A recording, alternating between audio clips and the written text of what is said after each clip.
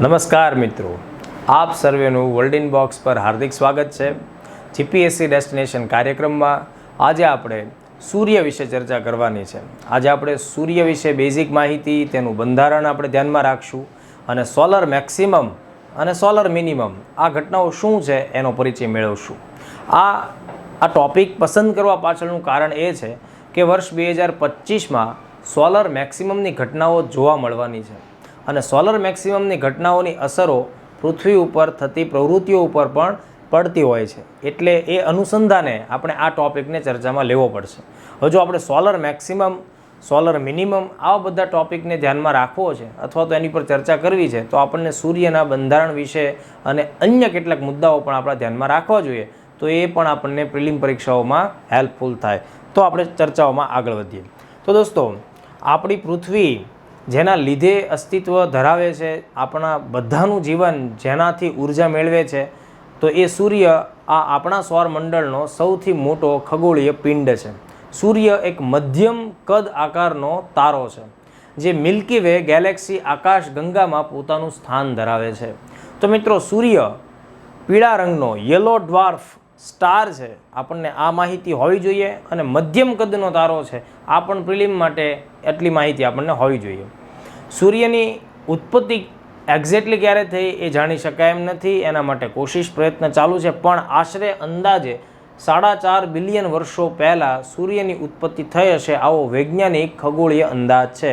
તો 4.5 બિલિયન વર્ષો પહેલાં સૂર્યની ઉત્પત્તિ થઈ હશે અને એ સમયની સાથોસાથ સૂર્યમંડળ પણ રચાણું હશે. આ પ્રકારની આપણી પાસે રહેલી માહિતી છે.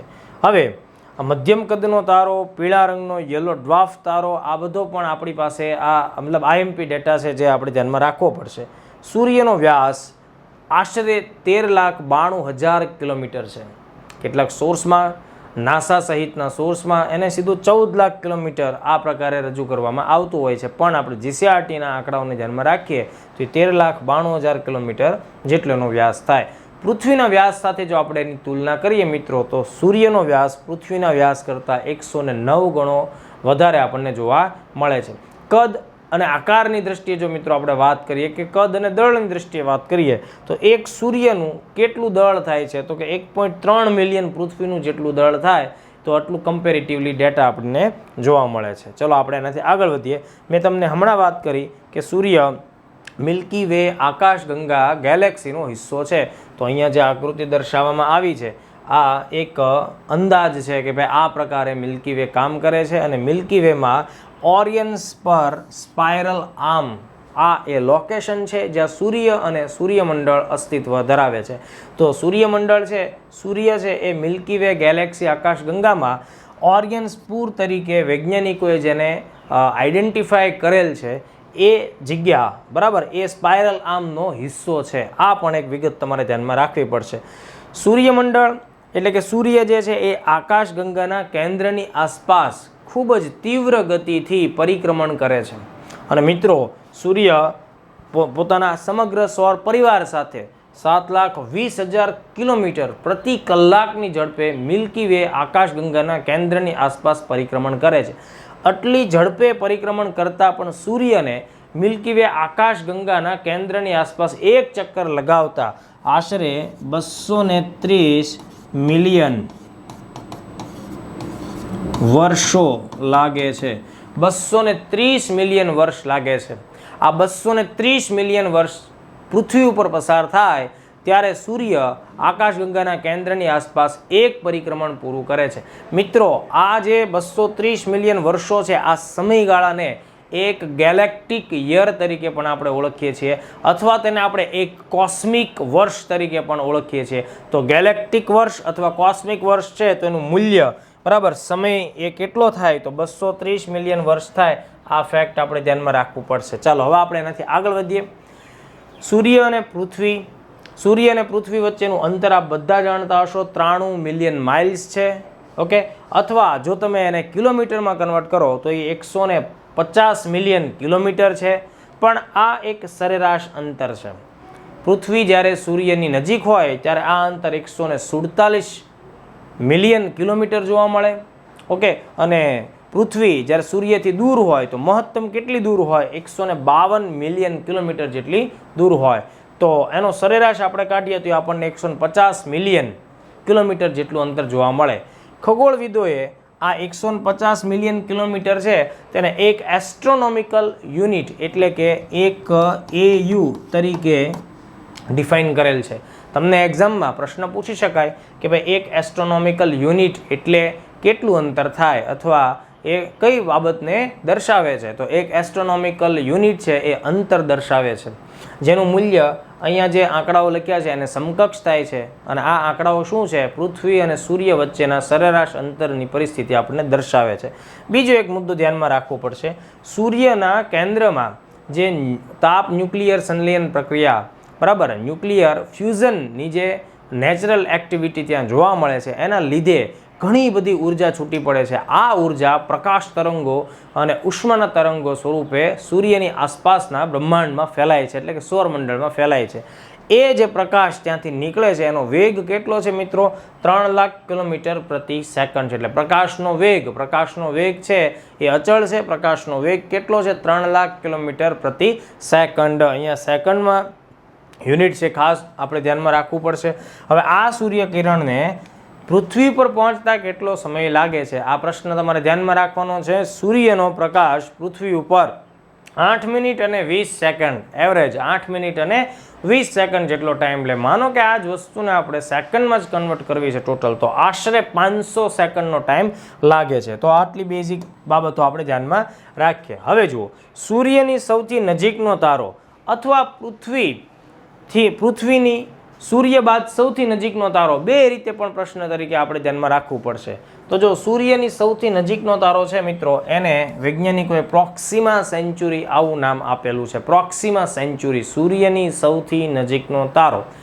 પૃથ્વીની સૌથી નજીકનો તારો કોણ છે? સૂર્ય, બરાબર. પૃથ્વીની સૌથી નજીકનો તારો સૂર્ય, પણ પૃથ્વીની સૌથી નજીક સૂર્ય પછીનો બીજા ક્રમાંકનો તારો કયો આવશે? તો પ્રોક્સિમા સેન્ચુરી છે, બરાબર, જે આશરે 4.24 પ્રકાશ વર્ષ જેટલા અંતરે આવેલો છે. તો આપણે એટલું પ્રોક્સિમા સેન્ચુરીનું નામ ધ્યાનમાં રાખશું. પ્રકાશનું કિરણ, જેની મેં હમણાં જ તમને લોકોને વાત કરી કે ભાઈ 3 લાખ કિલોમીટર પ્રતિ સેકન્ડ એટલું અંતર 1 સેકન્ડમાં કાપે છે. હવે આ જ જો ગણિતથી આપણે આગળ વધીએ તો આ જ પ્રકાશના કિરણે, બરાબર, અથવા તરંગે 1 વર્ષમાં જેટલું અંતર કાપ્યું હોય તો એને ખગોળવિદો પ્રકાશ વર્ષ તરીકે ઓળખે છે. હવે પ્રકાશ વર્ષ એટલે શું? તો કે ભાઈ એક પ્રકાશ વર્ષ એટલે પ્રકાશના કિરણે 1 વર્ષમાં કાપેલું કુલ અંતર. તો એ અંતર કેટલું થાય? તો ગાણિતિક રીતે 9.46 ગુણાકારમાં 10⁻12 કિલોમીટર. હવે કેટલીક જગ્યાએ 9.46 છે એની જગ્યાએ 9.5 તરીકે પણ દર્શાવવામાં આવતું હોય, તો 9.5 અથવા 9.46 ગુણાકારમાં 10⁻12 કિલોમીટર. હવે માનો કે આ 10⁻12 કિલોમીટર છે મિત્રો, એ 10⁻12 સ્વરૂપની જગ્યાએ તમને શાબ્દિક સ્વરૂપમાં આપે તો યાદ રાખવું ટ્રિલિયન કિલોમીટર કન્વર્ટ થશે. તો 9.46 ટ્રિલિયન કિલોમીટર, ઓકે, અથવા 9.5 ટ્રિલિયન કિલોમીટર. ત્યારબાદ મિત્રો, સૂર્યને મેં તમને હમણાં જ વાત કરી કે ભાઈ આકાશગંગાના કેન્દ્રની આસપાસ એક ચક્કર એટલે કે એક પરિક્રમણ કરતાં કેટલો સમય લાગે છે? 230 મિલિયન વર્ષો. પણ એ કયા વર્ષો? પૃથ્વી ઉપરના વર્ષો. એટલે પૃથ્વી પર 230 મિલિયન વર્ષ થાય ત્યારે સૂર્ય આકાશગંગાનું એક ચક્કર પૂરું કરે.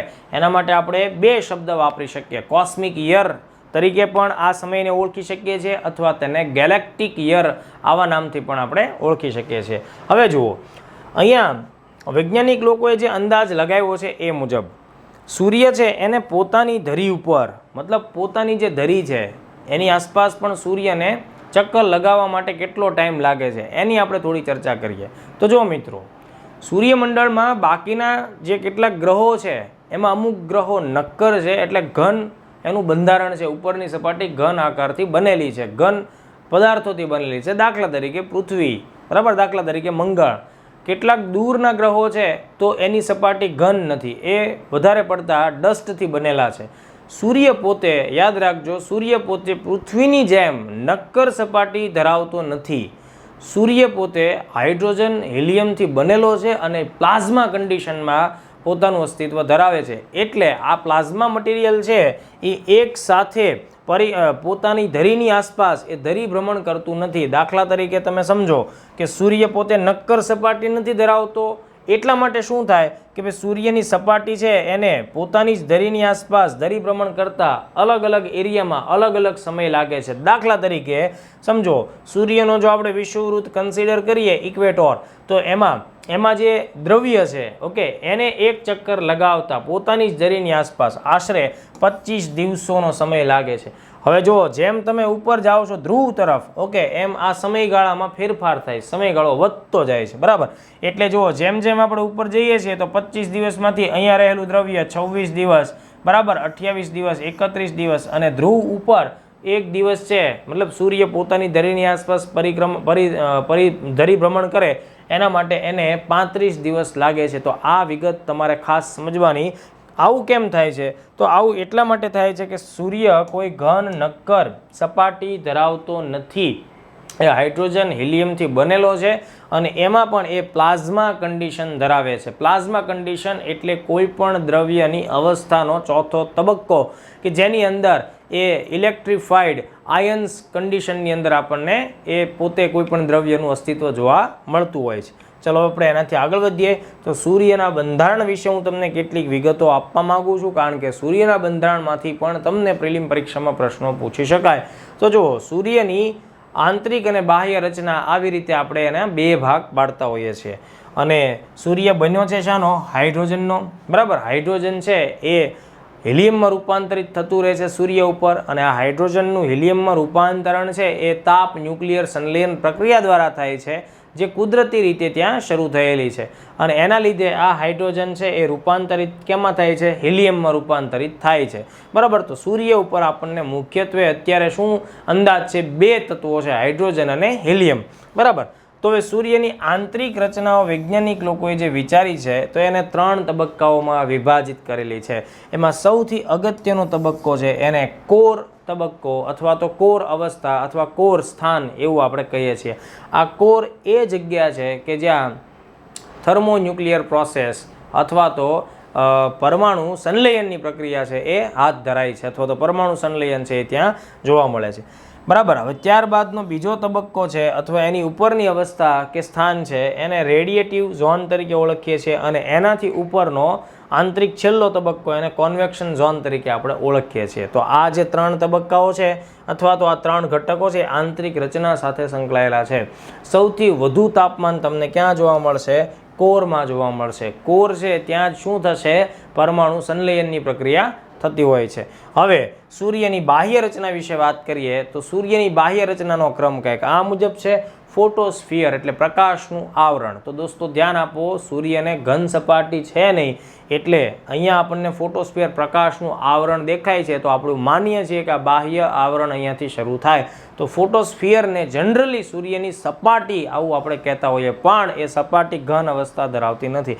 ફોટોસ્ફિયરથી આગળ એનાથી ઉપરનું લેયર છે મિત્રો, એટલે કે જ્યાંથી સૂર્યનું જે વાતાવરણ શરૂ થાય છે બરાબર. તો ફોટોસ્ફિયર પછી ક્રોમોસ્ફિયર આવે છે, ક્રોમોસ્ફિયર પછી ટ્રાન્ઝિશન ઝોન, અને સૌથી છેલ્લે સૂર્યના વાતાવરણનો સૌથી ઉપલો હિસ્સો છે એને આપણે કોરોના તરીકે ઓળખીએ છીએ. તો ધ્યાન આપજો મિત્રો, આ જે સૂર્યની સંરચના છે ફોટોસ્ફિયર, ક્રોમોસ્ફિયર, ટ્રાન્ઝિશન ઝોન એન્ડ કોરોના, તો તમને લોકોને એનો ક્રમ ગોઠવવાનો ક્વેશ્ચન પણ આવી શકે બરાબર. સૌથી પહેલાં કયું આવરણ આવે છે? ફોટોસ્ફિયર. ફોટોસ્ફિયર ઉપર ક્રોમોસ્ફિયર, ક્રોમોસ્ફિયર પછી ટ્રાન્ઝિશન ઝોન, અને છેલ્લે કયું આવે છે? કોરોના. તો કોરોના એક્ઝેક્ટલી શું છે? કોરોના સૂર્યના વાતાવરણનો સૌથી બહારનો અને વાતાવરણનો સૌથી ગરમ હિસ્સો. જો હું શબ્દ બરાબર સમજજો, સૂર્યની સમગ્ર રચનામાં સૌથી ગરમ હિસ્સો કોર છે, પણ સૂર્યના વાતાવરણની આપણે વાત કરતા હોઈએ બરાબર. આ કોર તો આંતરિક રચના છે, પણ સૂર્યનું બાહ્ય આવરણ છે વાતાવરણ, એનો સૌથી ગરમ હિસ્સો કોણ છે? કોરોના છે. તો આટલા તથ્યો આપણે ધ્યાનમાં રાખ્યા. હવે ફોટોસ્ફિયર, ક્રોમોસ્ફિયર, કોરોના વિશેની બેઝિક ચીજ વસ્તુ આપણે ધ્યાનમાં રાખીએ. તો જો ફોટોસ્ફિયર મિત્રો, ફોટોસ્ફિયર એટલે ફોટોનનું સ્ફિયર એટલે પ્રકાશનું આવરણ. ફોટોસ્ફિયરને સામાન્ય ગુજરાતીમાં આપણે પ્રકાશનું આવરણ કહેતા હોઈએ. વૈજ્ઞાનિક લોકો તેને સૂર્યની સપાટી આવું સંબોધન પણ કરે છે કે સૂર્યની સપાટી એટલે ફોટોસ્ફિયર, બરાબર. સૂર્યના વાતાવરણનું સૌથી પહેલું આવરણ પણ તમે એને કહી શકો. સૂર્યનું જે એટમોસ્ફિયર ગણો, બરાબર, એનું પહેલું આવરણ છે એ ફોટોસ્ફિયર કહી શકાય. એની જાડાઈ કેટલી છે મિત્રો? આશરે 250 માઇલ્સ અથવા 400 કિલોમીટર. ઓકે, તો આ વસ્તુ ધ્યાનમાં રાખશું. ફોટોસ્ફિયરનું સરેરાશ તાપમાન GCRTના આંકડાઓ પ્રમાણે 6000 કેલ્વિન છે, પણ નાસાના આંકડા પ્રમાણે એનું સરેરાશ તાપમાન 5500 ડિગ્રી સેલ્સિયસ છે, બરાબર. મતલબ તાપમાન જો ફોટોસ્ફિયર સૂર્યની સપાટીથી જે શરૂ થાય છે, મતલબ આપણે જે વાત કરી ને કે ભાઈ 400 કિલોમીટર 250 માઇલ્સ, તો શરૂઆત થાય છે 6200 ડિગ્રી સેલ્સિયસથી. જે ઉપર જઈને ફોટોસ્ફિયર જ્યાં ખતમ થવાનું હોય, મતલબ 400 કિલોમીટરની ઊંચાઈ, બરાબર, ત્યાં એનું તાપમાન કેટલું હોય છે? 3700 ડિગ્રી સેલ્સિયસ. એટલે તાપમાન જો ફોટોસ્ફિયરમાં તમે ઓછી સપાટીથી નીચાણથી ઉપર તરફ જાઓ છો એમ તાપમાનમાં શું થાય છે? ઘટાડો થાય છે. ફોટોસ્ફિયર તાપમાનમાં ઘટાડો થાય છે. આ વિગત તમારે ધ્યાનમાં રાખવાની. પણ એવરેજ તાપમાન GCRT પ્રમાણે તમે યાદ રાખો 6000 ડિગ્રી કેલ્વિન છે. ઓકે, ફોટોસ્ફિયરમાં સૂર્યની સપાટીથી તમે જેમ દૂર જાઓ છો એમ તાપમાનમાં ઘટાડો નોંધાય છે, બરાબર. તાપમાનમાં ઘટાડો થાય છે. આ વિગત તમારે ધ્યાન રાખવી. ફોટોસ્ફિયરની ઉપરનું આવરણ, બરાબર, એને આપણે ક્રોમોસ્ફિયર કહીએ છીએ, બરાબર. ક્રોમોસ્ફિયર જે 400 કિલોમીટર અથવા 250 માઇલ્સથી શરૂ થઈ 1300 માઇલ્સ અથવા 2100 કિલોમીટર સુધી વિસ્તરેલું છે, બરાબર. 2100 કિલોમીટર સુધી વિસ્તરેલું છે. 400 કિલોમીટરથી 2100 કિલોમીટર અથવા 250 માઇલ્સથી 1300 માઇલ્સ સુધીનો એ આખો એરિયા, બરાબર. હવે બીજી એક ખાસ બાબત કે ક્રોમોસ્ફિયરમાં તાપમાનમાં શું પરિસ્થિતિ જોવા મળે છે? તો જુઓ દોસ્તો, ક્રોમોસ્ફિયરનું તાપમાન, બરાબર, ક્રોમોસ્ફિયર છે 3700 ડિગ્રી સેલ્સિયસ. ઓકે, એટલે કે ફોટોસ્ફિયરનું જે છેલ્લું તાપમાન છે ત્યાંથી શરૂ થાય, એટલે કે 4000 કેલ્વિન અથવા 3700 ડિગ્રી સેલ્સિયસથી લઈ અને 7700 ડિગ્રી સેલ્સિયસ સુધી પહોંચે છે. એનો મતલબ એમ થાય કે ક્રોમોસ્ફિયરમાં જેમ જેમ ઊંચાઈ વધે છે, બરાબર, સૂર્યથી જેમ જેમ તમે દૂર જાઓ છો એમ તાપમાનમાં ક્રોમોસ્ફિયરમાં વધારો થાય છે. ફોટોસ્ફિયરમાં શું થયું હતું? તાપમાનમાં ઘટાડો થયો હતો. ક્રોમોસ્ફિયરમાં તાપમાનમાં વધારો થયો હતો. આ બે વિગત, આ જ બાબત તમારે ધ્યાનમાં રાખવાની. આ જ મુદ્દાઓને ધ્યાનમાં રાખીને તમને લોકોને પ્રિલિમ્સમાં પ્રશ્નો પૂછી શકાય. તો ફરીથી, ફોટોસ્ફિયરમાં ઊંચાઈમાં આગળ વધો છો તો તાપમાનમાં ઘટાડો થાય છે. ક્રોમોસ્ફિયરમાં ઊંચાઈમાં આગળ વધો છો તો તાપમાનમાં વધારો જોવા મળે છે. Okay, transition zone. ક્રોમોસ્ફિયર જ્યારે કોરોનામાં તબદીલ થવાનું છે, એટલે કે સૌથી બહારનું આવરણ છે ત્યાં, તો ક્રોમોસ્ફિયર અને કોરોનાની વચ્ચેનું પાતળું આવરણ અથવા સ્તર જે અંદાજે 60 માઇલ અથવા તો 100 કિલોમીટર જેટલું હશે. આ ટ્રાન્ઝિશન ઝોન બહુ અગત્યનો છે મિત્રો, કે જે જગ્યાએ ક્રોમોસ્ફિયર ટર્ન્સ ઇન્ટુ કોરોના, તો એમાં શું જોવા મળે છે? તાપમાનમાં નાટ્યાત્મક રીતે અતિશય વધારો જોવા મળે છે. ક્રોમોસ્ફિયર કોરોનામાં તબદીલ થઈ રહ્યું છે, એ જે ઝોન છે 60 માઇલ્સનો અથવા 100 કિલોમીટરનો, બરાબર, તેને આપણે ટ્રાન્ઝિશન ઝોન કહીએ છીએ. એના ટ્રાન્ઝિશન ઝોન છે એમાં ધ્યાન રાખો, તાપમાન 77 ડિગ્રી સેલ્સિયસ હોય છે, ત્યાંથી એ 5 લાખ ડિગ્રી સેલ્સિયસે પહોંચી જાય છે. મતલબ તમે સમજો કે આ ટ્રાન્ઝિશન ઝોન છે, ક્રોમોસ્ફિયર અહીંયા ખતમ થાય છે, અહીંયા કોરોના શરૂ થાય છે, તો આ બંનેનો જે આ વિસ્તાર છે ટ્રાન્ઝિશન ઝોન, તો ટ્રાન્ઝિશન ઝોનમાં અહીંયા તાપમાન કેટલું હોય છે? 77 ડિગ્રી. અને આ જે વિસ્તાર છે કોરોના શરૂ થાય છે ત્યાં તાપમાન કેટલું હોય છે? 5 લાખ ડિગ્રી સેલ્સિયસ. આવું કેમ? આટલો બધો તફાવત કેમ? આ કોયડો છે જેને ઉકેલવા માટે નાસા અને અન્ય દેશોના સંશોધકો સતત મહેનત કરી રહ્યા છે. અવકાશ એજન્સીઓ એની માટે કામ કરે છે કે આવી પ્રકારની આપણને બાબત કેમ ત્યાં જોવા મળે છે, બરાબર. તો આટલા મુદ્દાઓ આપણે ધ્યાનમાં રાખશું. કોરોના એટલે સૂર્યના વાતાવરણનો સૌથી બહારનો આવરણ અથવા તો સ્તર, એને આપણે બાહ્ય આવરણ કહેશું. એની ઊંચાઈ કેટલી? 1300 માઇલ્સ અથવા 2100 કિલોમીટરથી શરૂ થાય, બરાબર. એની કોઈ અપર લિમિટ નથી. મતલબ આપણે બધા લોકો પણ સૂર્યના સૌથી બહારના આવરણમાં છીએ એવું કહી શકાય. પૃથ્વી પણ કોરોના આવરણમાં છે એવું આપણે ચોક્કસપણે કહી શકીએ. એની કોઈ બાહ્ય સીમા, અપર લિમિટ છે નહીં. એટલે જ્યાં સુધી સૂર્યનો વિસ્તાર છે, સૂર્યનું વાતાવરણ છે, એ બધું જ વસ્તુ કોરોનાનો હિસ્સો આપણે કહી શકીએ. ઓકે, તાપમાન એનું કેટલું હોય છે મિત્રો? 5 લાખ કેલ્વિનથી લઈને 10 લાખ કેલ્વિન સુધી આપણને જોવા મળે. એટલે કે સૂર્યના વાતાવરણનો સૌથી ગરમ, સૌથી વધુ તાપમાન ધરાવતો એ એરિયા છે, જેને નરી આંખે આપણે જોઈ નથી શકતા. પૂર્ણ બરાબર પૂર્ણ સૂર્યગ્રહણ થાય, સંપૂર્ણ સૂર્યગ્રહણ થાય એ સ્થિતિની અંદર કોરોનાગ્રાફ ટેલિસ્કોપની મદદથી કોરોનાને જોઈ શકાય છે. પૂર્ણ સૂર્યગ્રહણની સ્થિતિમાં કોરોનાગ્રાફ ટેલિસ્કોપની મદદથી આપણે તેને જોઈ શકીએ છીએ. તો આટલા મુદ્દાઓ આપણે ધ્યાનમાં રાખશું. હવે જુઓ, સૂર્યકલંક કરીને એક ટોપિક છે, બરાબર. સૂર્યકલંક, તો સૂર્યની સપાટી ઉપર બે પ્રકારના ડાઘ જોવા મળે છે. ધ્યાન રાખજો, સૂર્યની સપાટી. હવે સૂર્યની સપાટી મતલબ શું? ફોટોસ્ફિયર. હમણાં જ આપણે વાત કરી, બરાબર. સૂર્યની સપાટી એટલે આપણે એને સમજવા માટે ફોટોસ્ફિયર આવું નામ આપીએ. તો સૂર્યની સપાટી એટલે કે ફોટોસ્ફિયર ઉપર બે પ્રકારના ડાઘ આપણને જોવા મળે છે. એક સફેદ ડાઘ હોય છે અને એક કાળા ડાઘ હોય છે. ઓકે, એ પૈકી જે કાળા ડાઘ છે મિત્રો, એને આપણે સનસ્પોટ કહીએ છીએ, બરાબર. સન સ્પોટ તરીકે આપણે ઓળખીએ છીએ. અને જે સફેદ ડાઘ હોય છે એને પ્લેજ તરીકે આપણે ઓળખીએ છીએ. સફેદ ડાઘને પ્લેજ કહેવાય અને કાળા ડાઘને સનસ્પોટ કહેતા હોઈએ છીએ. તો જો ધ્યાન આપજો, સનસ્પોટ અથવા ગુજરાતીમાં આપણે એને સૂર્યકલંક કહેતા હોઈએ. તો સૂર્યકલંક શું છે? સૂર્યની સપાટી એટલે કે ફોટોસ્ફિયર ઉપર જોવા મળતા કાળા ડાઘ છે, બરાબર, જે ડાર્ક હોલ્સ છે, એને આપણે સનસ્પોટ કહીએ અથવા ગુજરાતીમાં એને આપણે સૂર્યકલંક કહીએ. સૂર્યકલંકની સૌથી પહેલી શોધ કોણ કરે છે? જર્મન સાયન્ટિસ્ટ જોનાસ ફેબિસિયસ નામનો જર્મન વૈજ્ઞાનિક છે. એ આ પ્રકારના કાળા ડાઘની શોધ કરે છે, બરાબર. આ ક્ષેત્ર જ્યાં સનસ્પોટ, દાખલા તરીકે જો તમને અહીંયા આકૃતિમાં બતાવવામાં આવેલું છે, સૂર્યની આકૃતિમાં જો આ બધા એરિયામાં આપણને કાળા ડાઘ જોવા મળે છે. આ સનસ્પોટ છે, બરાબર. સનસ્પોટ છે.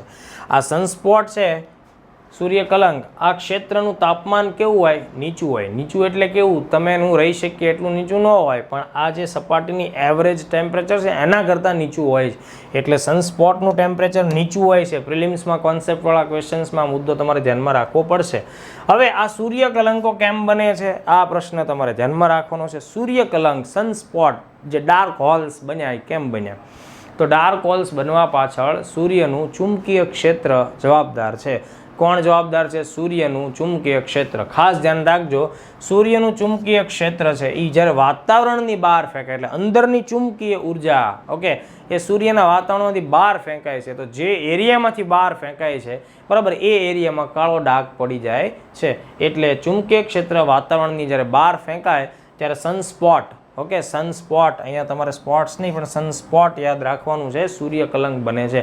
હવે આવા સૂર્યકલંકો બનવાનો કોઈ ચોક્કસ સમયગાળો છે?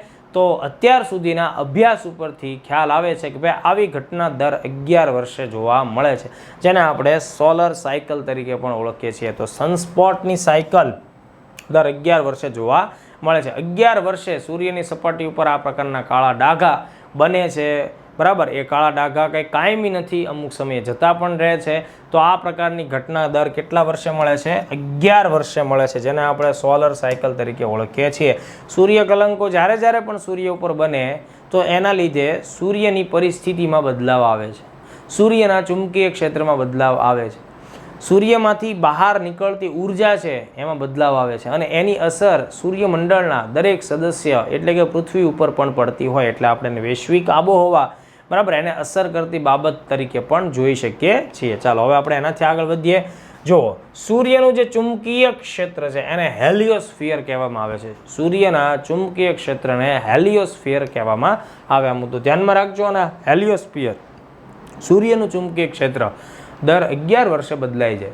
સૂર્યના બંને ચુંબકીય ધ્રુવો, ઉત્તર ધ્રુવ અને દક્ષિણ ધ્રુવ, ખાસ ધ્યાનથી, સૂર્યના ઉત્તર ધ્રુવ અને દક્ષિણ ધ્રુવ દર 11 વર્ષે અરસપરસ બદલાઈ જાય છે. મતલબ કે જે ઉત્તર ધ્રુવ જે જગ્યાએ છે ત્યાં સૂર્યનું ચુંબકીય ક્ષેત્રનો દક્ષિણ ધ્રુવ આવી જાય છે. દક્ષિણ ધ્રુવ જે જગ્યાએ છે ત્યાં સૂર્યનો ચુંબકીય ક્ષેત્રનો ઉત્તર ધ્રુવ આવી જાય છે.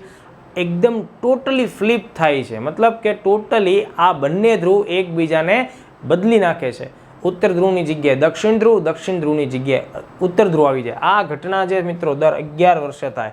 અને આ બધી પરિસ્થિતિ જ્યારે જ્યારે સર્જાય છે ત્યારે ચુંબકીય ક્ષેત્રનું જે ડિસ્ટર્બન્સ છે એ બહાર નીકળે છે અને એ ડિસ્ટર્બન્સને લીધે વધુ ઉર્જા બહાર ફેંકાય, કાળા ડાઘ પડે છે અને એ જે કાળા ડાઘને સૂર્યકલંક આપણે કહેતા હોઈએ. તો આટલા મુદ્દાઓ આપણે ખાસ ધ્યાનમાં રાખવા પડશે. દર 11 વર્ષે સૂર્યના ચુંબકીય ધ્રુવો પોતાના સ્થાન અરસપરસ બદલે છે. આ મુદ્દો તમારે ભૂલવાનો નથી. ઓકે, ચાલો આપણે આનાથી આગળ વધીએ. હવે જે 11 વર્ષની સોલર સાયકલ છે, બરાબર, એને આપણે બે શબ્દોથી સમજીએ. એને એક ભાગ તરીકે ઓળખીએ સોલર મિનિમમ અને બીજો ભાગ છે સોલર મેક્સિમમ. તો હવે મેં તમને શું કીધું કે ભાઈ કરંટ અફેર્સમાં વર્ષ 2025 એટલે 2 વર્ષ પછીનો સમયગાળો છે, ઓકે, એ સોલર મેક્સિમમની ઘટનાનું સાક્ષી બનશે. એટલે 2025માં સોલર મેક્સિમમ બનશે. સોલર મેક્સિમમ બનવાનો મતલબ શું થાય કે સૂર્યની સપાટી ઉપર ફોટોસ્ફિયરમાં વધુ ને વધુ સનસ્પોટ જોવા મળે. જ્યારે સૂર્યની સપાટી ઉપર વધુ માત્રામાં સૂર્યકલંકો જોવા મળે, આ ઘટનાને સોલર મેક્સિમમ કહેવાય. અને એવી જ રીતે સૂર્યની સપાટી એટલે કે ફોટોસ્ફિયર ઉપર સૌથી ઓછી માત્રામાં તમને સનસ્પોટ એટલે કે સૂર્યકલંક જોવા મળે, આ ઘટનાને સોલર મિનિમમ તરીકે ઓળખવામાં આવે છે. ઓકે, તો હવે જો સોલર સાયકલ શરૂ થાય, બરાબર, સોલર સાયકલ શરૂ થાય એને પણ સોલર મિનિમમ કહી શકાય. મતલબ કે ત્યારે એકદમ પરિસ્થિતિ શાંત અને નોર્મલ છે. ઓકે, અને સોલર સાયકલ એકદમ પીક ઉપર આવે, જો પૂરી થવા ઉપર છે એમ આપણે નથી કહેતા, પીક ઉપર આવે એટલે મધ્યાહન કાળ જ્યારે એનો આવે છે ત્યારે આપણને સોલર મેક્સિમમ જોવા મળે છે. તો આ આટલા મુદ્દાઓ આપણે ખાસ ધ્યાનમાં રાખવા પડશે. ઓકે, હવે જુઓ, આ વાત થઈ ડિસેમ્બર 19માં સોલર મિનિમમ જોવા મળ્યું હતું, એટલે કે સૂર્યની સપાટી ઉપર એકદમ નહીવત કાળા ડાઘ જોવા મળ્યા. અને હવે આપણને 2025માં વધુમાં વધુ જોવા મળશે. તો જેને આપણે સોલર 25 સાયકલ, સોલર સાયકલ 25 આવું પણ વૈજ્ઞાનિક લોકો કહી રહ્યા છે, સોલર સાયકલ 25. અને એ એના મિડ પીરિયડમાં, પીક પીરિયડમાં ક્યારે આવવાની છે? 2025માં આવશે. તો આ વસ્તુ ધ્યાન રાખશું. હવે જ્યારે સોલર મેક્સિમમ સર્જાય છે ત્યારે શું થાય? સૌર વાવાઝોડું, વિશાળ પ્રમાણમાં સૂર્યમાંથી ઉર્જા છે એ બહાર ફેંકાય છે. સોલર ફ્લેર્સ જોવા મળે છે. સૂર્ય કલંકોની સંખ્યા વધુ માત્રામાં જોવા મળે છે. સૌર જ્વાળાઓ ફાટે છે. કોરોનલ માસ ઇન્જેક્શન જેવી ઘટનાઓ આકાર લે છે. એટલે એ બધાની અસર પૃથ્વી ઉપર પણ ચોક્કસપણે થવાની છે. તો સોલર મેક્સિમમથી કેવી કેવી અસર થાય, જો ધ્યાન રાખજો, તમને લોકોને આ પ્રશ્ન પૂછી શકે. ઓલરેડી યુપીએસસીએ પોતાની પ્રિલિમ પરીક્ષાઓમાં આ પ્રશ્ન પૂછેલો છે કે માનો કે પૃથ્વીના વાતાવરણ ઉપર અચાનક બહુ મોટું સોલર વાવાઝોડું આવી જાય છે તો એની શું અસર થાય. તો અહીંયા કેટલાક મુદ્દાઓ ધ્યાન રાખજો. જે હાઈ ફ્રીક્વન્સી ઉપર કામ કરતા રેડિયો તરંગો છે, ઓકે, એ અને સંચાર, કમ્યુનિકેશન છે, ઓકે, કમ્યુનિકેશન, સંચારના બધા સાધનો ઉપર અસર જોવા મળશે. સંચારના બધા સાધનો ઉપર અસર જોવા મળશે. ખાસ તો નેવિગેશન સિસ્ટમ. નેવિગેશન સિસ્ટમ મતલબ જે જીપીએસ સિસ્ટમ છે, જેનો આપણે મોબાઈલ ફોનથી અથવા અન્ય ડિવાઇસથી ઉપયોગ કરીએ છીએ, બરાબર, અમુક ચોક્કસ ડેસ્ટિનેશન સ્થળ શોધવા માટે, તો નેવિગેશન સિસ્ટમ અથવા જીપીએસ કામગીરીમાં અવરોધ ઊભો થશે. નાસાની વેબસાઇટ ઉપર આ પ્રકારે એક બીજી વાત પણ લખાયેલી છે કે ઓઇલ અને ગેસ પાઇપલાઇન છે એ પણ તૂટી શકે, એટલે એનું પણ ભંગાણ વધશે. આ બાબત કીધી છે. આની પાછળનો તર્ક શું હોઈ શકે એ જાણતો નથી હું, પણ તમે આ મુદ્દાને પણ ધ્યાન રાખો, પ્રિલિમ્સમાં પૂછી શકાય. આનો સોર્સ નાસાની વેબસાઇટ છે. ઓઇલ અને ગેસ પાઇપલાઇનનું ભંગાણ આના લીધે વધે. ઇલેક્ટ્રિક પાવર ગ્રીડને નુકસાની થાય, એટલે જે અત્યારે આપણા સુધી વિદ્યુત પહોંચાડતી ઇલેક્ટ્રિક પાવર ગ્રીડ છે એને પણ નુકસાની આવવાની સંભાવના છે. ખગોળ સંશોધન ઉપર દેખીતી રીતે અસર આવશે. જેટલા પણ સ્પેસ ક્રાફ્ટ, સેટેલાઇટ અત્યારે અવકાશમાં સ્થાપિત કરવામાં આવેલા છે, ઓકે, તો એ બધાની કામગીરી ડિસ્ટર્બ થશે, કારણ કે બધા વિવિધ પ્રકારના તરંગો ઉપર કામ કરે છે અને આ તરંગો આ સોલર મેક્સિમમની ઘટનાને લીધે પ્રભાવિત થશે. ઓકે, અવકાશ યાત્રીઓ, મતલબ કે માનો કે કોઈ પણ અત્યારે અભિયાન મોકલશું તો આ સમયગાળાને લીધે એમની હેલ્થ ઉપર વધારે હાનિકારક અસર થશે. એટલે અવકાશ યાત્રીઓ અને સ્પેસ ક્રાફ્ટ ઉપર અસર થશે. માનો કે વધારે પડતી ઉર્જા પૃથ્વી ઉપર પહોંચે છે તો ગ્લેશિયર મેલ્ટિંગની ઘટના વધારે જોવા મળશે. ઓકે, અને એના લીધે આબોહવા પરિવર્તનની બાબતને આપણે નકારી શકતા નથી. માનવ સ્વાસ્થ્ય ઉપર એની અસર વધશે, કારણ કે ટેમ્પરેચર વધવાની સંભાવના છે 2025માં. ધ્રુવીય ક્ષેત્રો, પોલરના જે રીઝન છે એમાં શોર્ટ વેવ્સ તરંગ લંબાઈનો, ટૂંકી તરંગ લંબાઈનો ઉપયોગ કરતા એરક્રાફ્ટ છે એની કામગીરીમાં ડિસ્ટર્બન્સ જોવા મળશે. અને મેરુ જ્યોત કે જે આપણને દક્ષિણ ધ્રુવમાં અને ઉત્તર ધ્રુવમાં જોવા, એની આસપાસના વિસ્તારમાં જોવા મળે, તો એની સંખ્યા વધશે અને એનો એરિયા પણ વધી શકે. તો આટલા મુદ્દાઓ મિત્રો આપણે ખાસ જોયા. અહીંયાથી તમને લોકોને સોલર મેક્સિમમ, સોલર મિનિમમ, સનસ્પોટ શું કહેવાય, સૂર્યની રચનાનો સામાન્ય મેં ખ્યાલ આપ્યો. ઓલરેડી તમે ભૌતિક ભૂગોળના વિષયમાં આ બધી જ વસ્તુ વાંચતા હશો, સમજતા હશો, યાદ રાખતા હશો, બરાબર. ગેલેક્ટિક યર કોને કહેવાય, એસ્ટ્રોનોમિકલ યુનિટ કોને કહેવાય, આ બધા જ મુદ્દાઓનો સમાવેશ આપણા આ એક લેક્ચરમાં થયો છે. આઈ હોપ કે આ લેક્ચર તમને લોકોને પસંદ આવ્યો હશે. આ લેક્ચરની ખાસ અગત્યની નોટ બનાવો અને આવતી પ્રિલિમ્સ માટે સજ્જ થઈ જાઓ. Thank you very much.